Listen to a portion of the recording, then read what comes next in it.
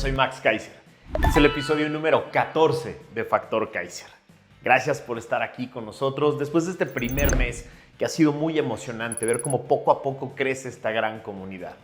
Hoy vamos a ver 3 temas fundamentales que explican por qué la revista The Economist le dice a México régimen híbrido. Sí, lejos de una democracia desarrollada.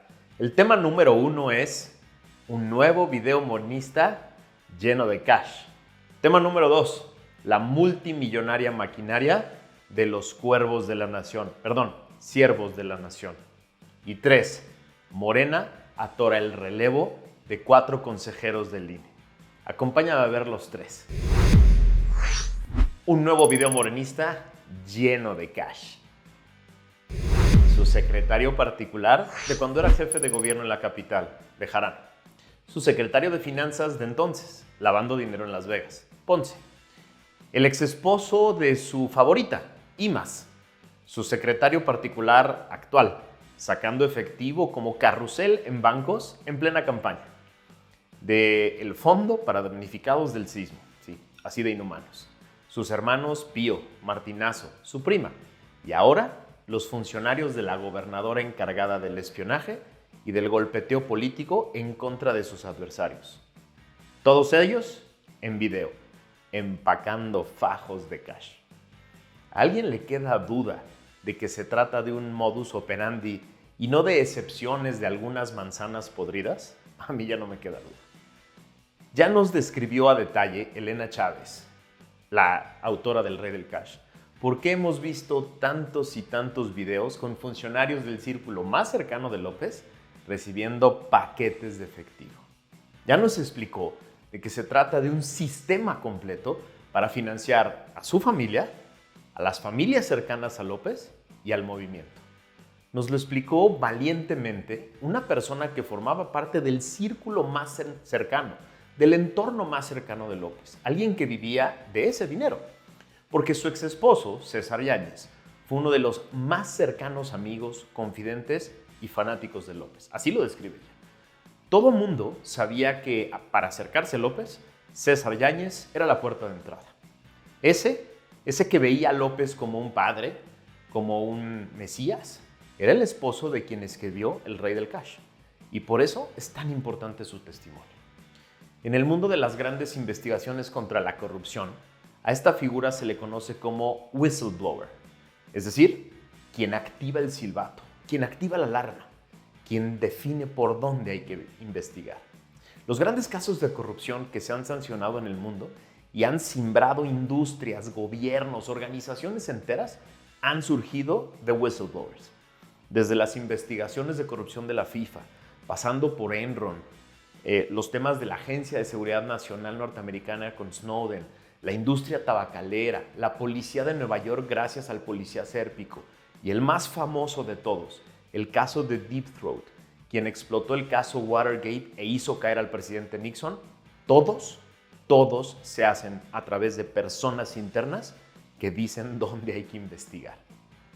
Si tuviéramos en México una democracia completa, la suma de todos estos videos, más el testimonio de Elena y otras personas, sumados a cientos de pruebas de desvíos multimillonarios que se han dado a través de auditorías, investigaciones y denuncias, tanto periodísticas como de personas involucradas, serían más que suficientes para armar un gran caso en contra de decenas de servidores públicos y exservidores públicos cercanos a López. Pero estamos en el país del pacto de la impunidad. La llegada de López al poder se dio gracias a un pacto de impunidad entre él y el presidente Peña. A ver, no es una opinión mía. ¿Conozco yo los términos exactos del pacto? No, nadie los conoce. Pero tenemos a la vista todos los elementos objetivos y concretos para asegurar que existe. Déjame te hago una pregunta. Tú respóndela. ¿Conoces alguna investigación seria, completa, documentada, hecha por este gobierno que implique jurídicamente a altos funcionarios del gobierno anterior? Yo no sé tú, pero yo no conozco ninguna. Y me dedico a esto desde hace muchos años. Por eso, en el comunicado oficial de Transparencia Mexicana y de Transparencia Internacional, cuando explican la calificación de México que nos ubica en el lugar 126 de 180 en el índice de percepción de corrupción, que ya vimos, el peor de la OCDE, el argumento de esta organización internacional es la impunidad. Así de sencillo, así lo dice en el comunicado, la impunidad en los grandes casos de corrupción de México. Te hago otra pregunta. ¿Cuántos videos más necesitamos para darnos cuenta? Tema número 2. La multimillonaria maquinaria de cuervos de la nación. Perdón, siervos de la nación. 220 millones al mes. Eso es lo que nos cuestan los 19,000 cuervos de la nación que ganan en promedio 11,000 pesos mensuales, para que tú hagas la multiplicación. 19,000 por 11,000. Estos son 2,600 millones de pesos al año. 10,000 millones de pesos en los 4 años que lleva este gobierno. Eso nos cuestan las 19,000 personas que desde la transición en 2018 recorren el país, casa por casa, con chalecos color morena, diciéndole a las personas que los programas sociales, las vacunas, las transferencias de dinero en efectivo son gracias al presidente. Se las deben a él. Son un regalo del presidente. Y si no lo apoyan a él y a su partido, las van a perder. Hemos visto decenas de videos con esta dinámica. Los vimos en los ejercicios de revocación de mandato y el de consulta de expresidentes, ese par de farsas, llevando a personas a las urnas y pasándoles lista. Los vimos bailando en los centros de vacunación. Tú lo viste en video. Los vimos pasando lista en esos centros de vacunación y pidiéndole a la gente darle un aplauso a López y echarle una porra a la jefa de gobierno. Ahí los vimos. Esos 10,000 millones de pesos que cuestan no van a estar en los reportes de campaña. No van a computar para los topes de campaña de ningún candidato de Morena. No van a figurar en los informes de pre-campaña de Delfina ni del candidato al gobierno de Coahuila. No van a ser parte de los reportes de los miles de candidatos de Morena en 2024. Así de inequitativa la competencia. Pero ahí están, son parte de la contienda. Y solo estoy hablando de sus sueldos, de las personas que se mueven por todo el país promoviendo un partido y a sus candidatos. Esto con el pretexto de promover la inclusión en los programas sociales. A estos 10,000 millones de pesos habría que sumarle los miles de millones de pesos en transferencias de efectivo que estas 19,000 personas promueven como un regalo del presidente. De ese tamaño es hoy la inequidad en la competencia. En las peores épocas del PRI, por lo menos disimulaban que la operación se hacía a través de organizaciones sociales, que si bien se financiaban en parte con recursos públicos, por lo menos hacían la finta, hacían el esfuerzo de buscar recursos entre las personas y las organizaciones a las que movilizaban. No lo estoy justificando. Lo que estoy diciendo es que es todavía peor que lo que hacía el PRI. El de hoy, es un aparato completamente nuevo y completamente descarado. No hay la menor intención de esconder el tamaño y la cantidad de recursos que utilizan. En una nota de ayer de Animal Político se detalla que durante el periodo de transición en 2018, el equipo del entonces presidente electo Andrés López gastó 132 millones de pesos del fondo de transición para contratar a más de 17,000 servidores de la nación, quienes habían sido promotores del voto de Morena durante la elección presidencial. Es decir, son las mismas personas que promovían el voto la que hoy supuestamente promueven los programas, ni siquiera lo quieren esconder. Este monto representa el 88% de este fondo de transición, recursos públicos que debían haber sido utilizados para el cambio de gobierno. Así lo reveló una auditoría de cumplimiento de la Auditoría Superior de la Federación. Es decir, se trata de ni siquiera esconderlo. Ahí está a la vista de todos que agarraron a las personas que hacían campaña y las pusieron de cuervos de la nación. El fondo de transición es un recurso que se da a un equipo de gobierno electo para prepararse para asumir el cargo, para tener reuniones con otras personas. El 88% se fue a contratar a las 17,000 personas que promovían el voto en la campaña para que hoy, con tus recursos y los míos, con nuestros impuestos, promuevan el voto en favor de Morena, con sus chalequitos marrones. Sí, así de cínicos, así de descarados. Tema número 3. Morena atora el relevo de 4 consejeros del INE, incluido el presidente.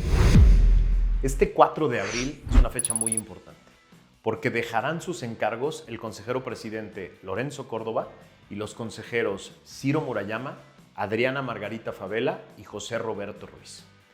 Esto para dar continuidad a esto que se conoce como el relevo escalonado en el Consejo del organismo autónomo llamado Instituto Nacional Electoral. Hace varios años se decidió incorporar en la Constitución esto que se llama integración escalonada de consejeros, para que nunca una mayoría en la Cámara de Diputados pudiera tener control total sobre la integración. Se designan unos, luego otros años se designan otros, y así para que nunca haya una integración completa escogido por una sola Cámara. Parte de esa reforma constitucional tenía que ver con evitar que presidentes como el de hoy quisieran manipular la elección de los consejeros y la integración del Consejo. De eso se trataba su intento de reforma constitucional que tú y yo frenamos con la marcha del 13 de noviembre. Se trataba de controlar al instituto.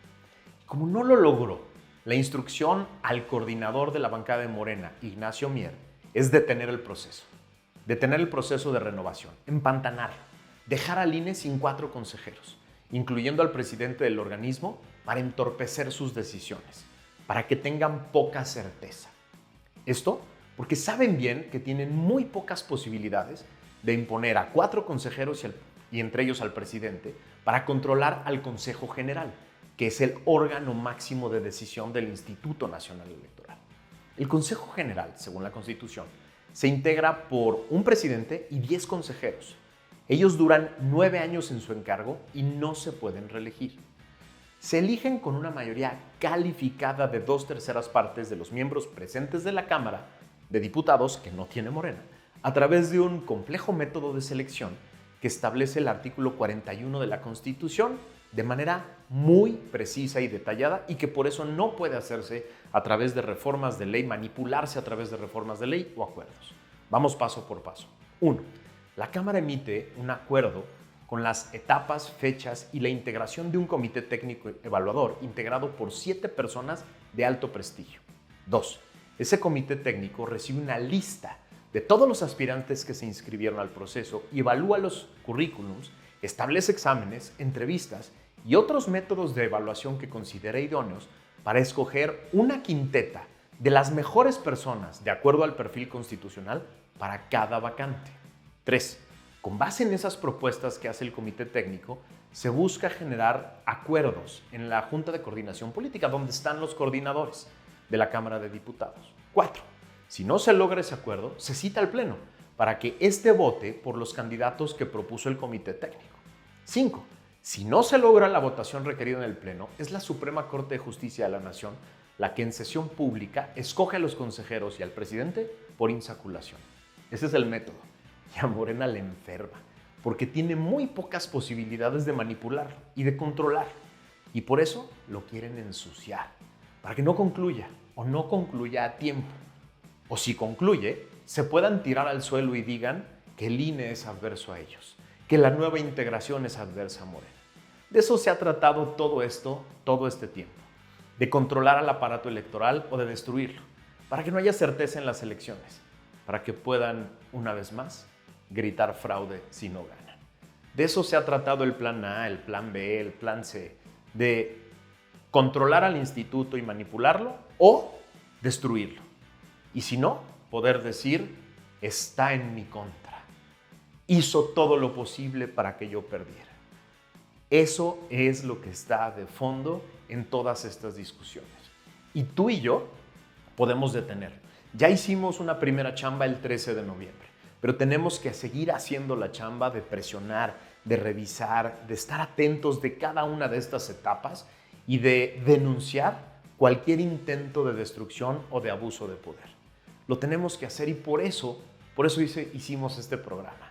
Este programa se trata de que tú te conviertas en un factor de cambio, te conviertas en un nodo de información, en un nodo de discusión de todos estos temas.